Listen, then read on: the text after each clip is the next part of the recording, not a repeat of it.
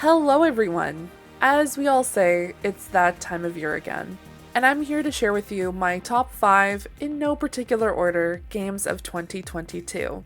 Just like last year, instead of going over games that just released, we are sharing 5 games that really impacted us over the past year. So without further ado, here are my top 5 games I played this year. A game that went under my radar until its August release date, Disney Dreamlight Valley swiftly found a place in my heart. From the character creation, design, and gathering of long-lost friends, this game is truly a special experience, especially for those who grew up with these Disney and Pixar characters. While many moments during gameplay brought me joy, the moment I heard the instrumentals of Put On Your Sunday Clothes when I entered Wally's world brought tears to my eyes. The team at Gameloft have created a magical experience and have found ways to incorporate storyline quests and elements I wish I had seen in other games, like Animal Crossing. I look forward to going back and seeing more of our Disney friends in the Valley soon. With its quick, overly addictive playstyle to the point that I keep finding myself auto-clicking on play, Marvel Snap has swiftly become one of my go-to card games.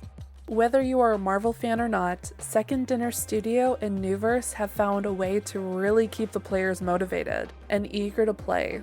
With beautifully upgradable character cards, quick games that are about 5 minutes, deck building that makes it easy for beginners but complex enough to intrigue seasoned deck builder fans to strategize the best decks and cards, and random chaos that ensues when Ego or Agatha show up. This game has a little something for everyone. If you were to tell me this time last year that a game about a small, adorable lamb who was sacrificed but then brought back to become a cult leader, gathering a large amount of followers to worship and sometimes be sacrificed to an elder cat god, while also making difficult yet rewarding decisions was going to be in my top 5 this year, I would have said, yeah, that makes complete sense. Sign me up. Massive Monster and Devolver Digital have assembled a harmonious collaboration in this roguelike indie between its occult storyline, its dark yet adorable art style, Animal Crossing-like base building, and other mechanics like fishing, gardening, and my favorite new dice game, Knucklebones. If you have not had the pleasure to join the cult yet, as someone who is 148 days in and have only completed one boss, I am happy to provide you with a referral, with a price. After taking some time away from the Blackwell series, when I noticed that it was fully Steam Deck compatible, I thought it was high time to rejoin Rosa Blackwell and Joy Malone on a story-rich point-and-click adventure through the spirit-filled, mysterious New York skyline. Not only helping lonely spirits pass on, but getting one step closer to solve the mystery of the Blackwell family and what truly caused all of these events. While you may be wondering why I've added the entire 5-game series in one slot, the games include an overarching narrative that makes you want to continue on to the next game, just as if you're reading a good book, and you cannot put it down. With that, this 20-hour total, if that, spellbinding series will have you hooked and wanting to know more of what's truly going on. There was one game that made me excited for not only my Steam Deck when it first arrived, but just had me excited for games again, and that was the Excavation of Hobbsboro.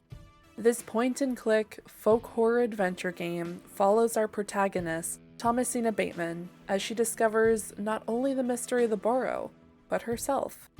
Cloak and Dagger Games have created a beautiful yet eerie setting in the northern Victorian village of Bewley, building out the town with its detailed pixel art, in-depth, fully voice-acted narrative, and cast of characters you will meet during your search for the man who invited her in the first place, Arthur Tillett.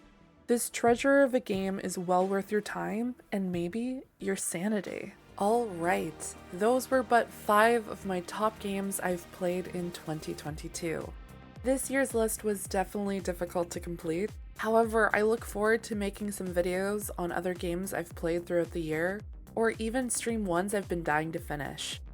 Thank you everyone who joined us this year, whether it was on our live streams, podcasts, live reactions with some fantastic people, or honestly just the pure chaos which is Point in Progress. I also wanted to take a moment to just thank Mario again for editing all of our Game of the Year videos. You absolutely crushed again, and thankfully you weren't sick this year. Thank you again everyone for joining us, and I hope you all have a wonderful holiday.